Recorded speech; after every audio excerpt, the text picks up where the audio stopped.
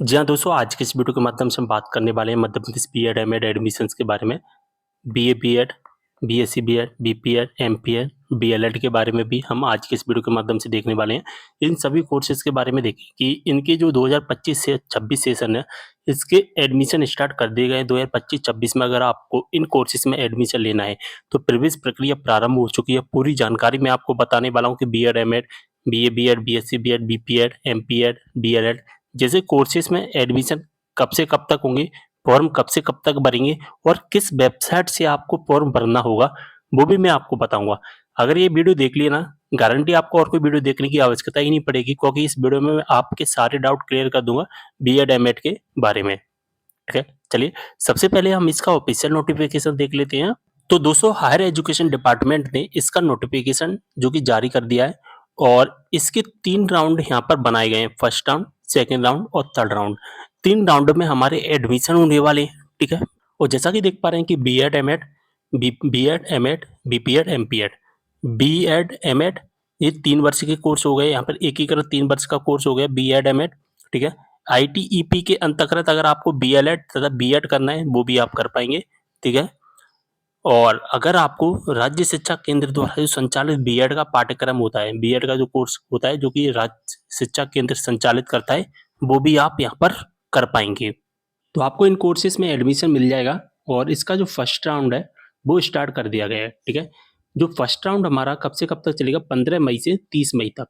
यहाँ पर रजिस्ट्रेशन होगा और चॉइस फिलिंग होगा, ठीक है? यहाँ पर 16 मई से 31 मई तक हमारा, मैं आपको एक राउंड समझा देता हूँ पूरा, फिर दूसरा और तीसरा राउंड की डेट अलग रहेगी लेकिन प्रोसेस सेम रहेगी, ठीक है?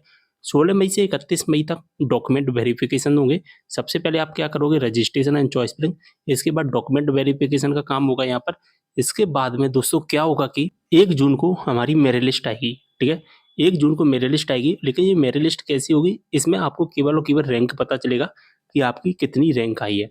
अब रैंक किस पर डिपेंड करेगी, आपकी यूजी की मार्कशीट के परसेंट के आधार पर, कि आपकी परसेंट जितनी कम है रैंक उतनी ही ज़्यादा होगी, और जितनी ज़्यादा आपकी रैंक होगी ना, उतना आपका नाम आने का कम चांस रहता है, ये भी ध्यान रखना।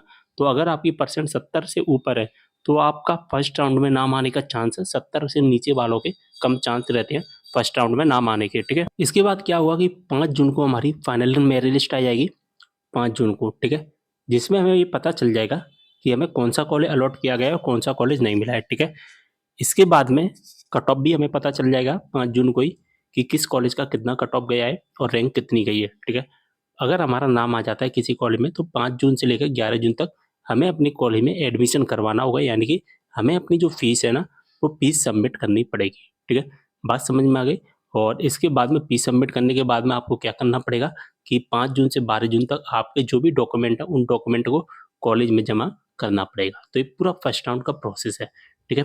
इसी तरह से अगर हम बात करें जो सेकंड राउंड है, सेकंड राउंड जो कि हमारा 7 जून से स्टार्ट हो जाएगा और ऐसे ही हमारा 7 जून से 24 जून तक सेकंड राउंड चलेगा, ठीक है? सब चीज़ वही है, बीएड, एमएड हो गया, बीपीएड, एमपीएड, ये सारी चीज़ें वही हैं हमारी।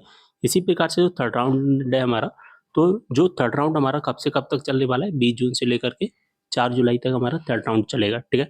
तो ये तो बात हो गई हमारी टाइम टेबल की, टाइम टेबल क्या रहेगा और हमारा जो कि कब से कब तक टाइम टेबल रहने वाला है और एडमिशन कैसे होगा वो भी मैंने बता दिया। देखिए, अब आपको एडमिशन करने के लिए क्या करना होता है, मैं आपको सबसे पहले इम्पोर्टेंट चीज़ है वो बता देता हूँ, ठीक है? सबसे पहले तो आपको रजिस्ट्रेशन करना है, ठीक है? सबसे पहले आपको क्या करना है दोस्तों, सबसे पहले आपको रजिस्ट्रेशन करना पड़ेगा।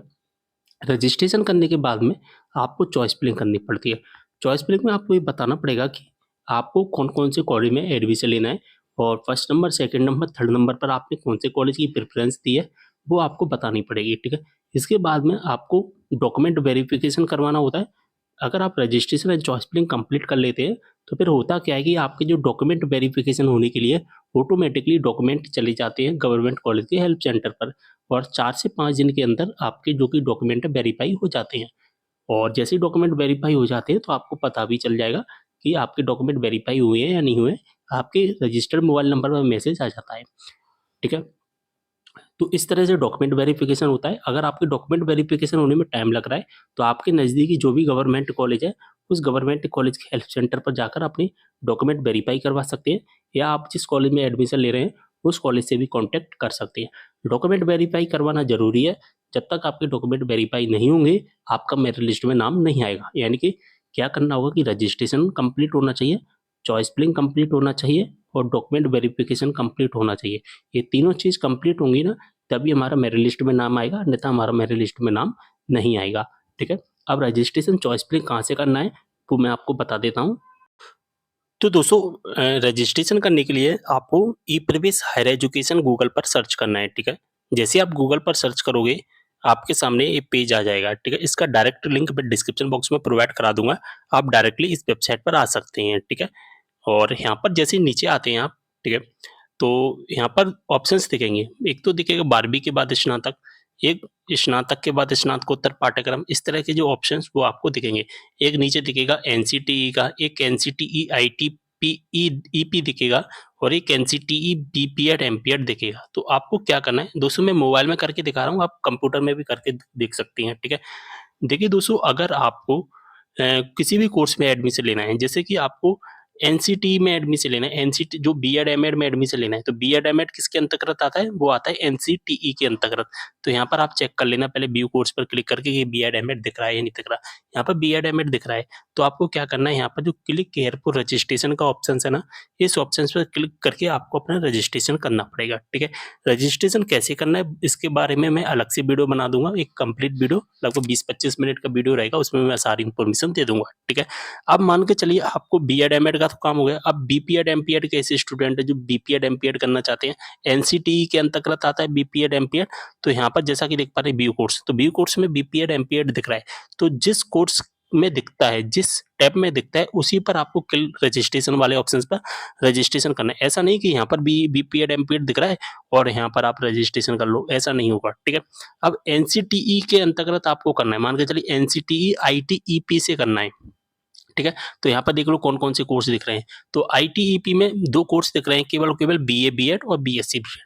तो अगर आपको बीए बीएड एनसीटीई आईटीईपी के अंतर्गत करना है, आईटीईपी के अंतर्गत, तो फिर यहाँ से कर लेना। अगर आपको हायर एजुकेशन के अंतर्गत करना है, जैसा कि देख पा रहे हैं इसमें भी आपको बी में जो कि बीएससी बीएड और बीए बीएड दिखेगा, जैसा कि देख पा रहे हैं। ठीक है, बीए बीएड बीएससी बीएड दिख रहा है, यहाँ से करना है तो इस हायर एजुकेशन से भी कर सकते हैं, और अगर आपको आईटीईपी से करना है तो आईटीईपी से भी कर सकते हैं।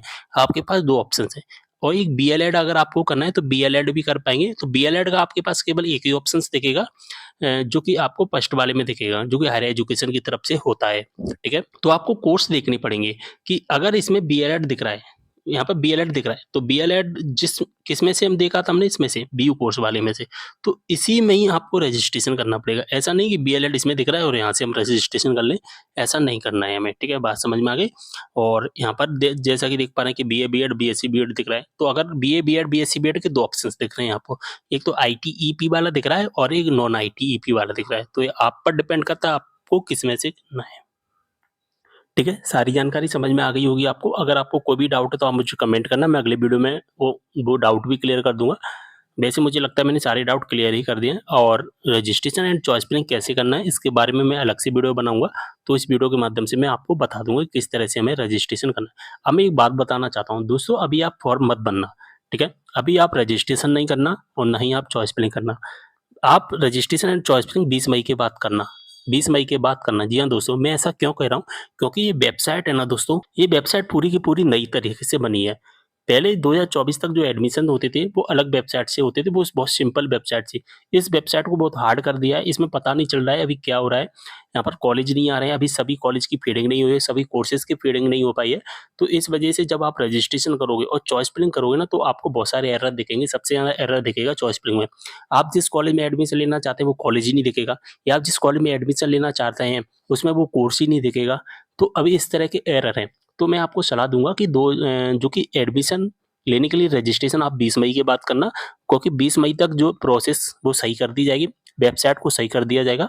ठीक है, अभी बहुत सारे एरर हैं। बात समझ में आ गई। मिलते हैं अगले वीडियो में एक और जानकारी के साथ, तब तक के लिए बाय।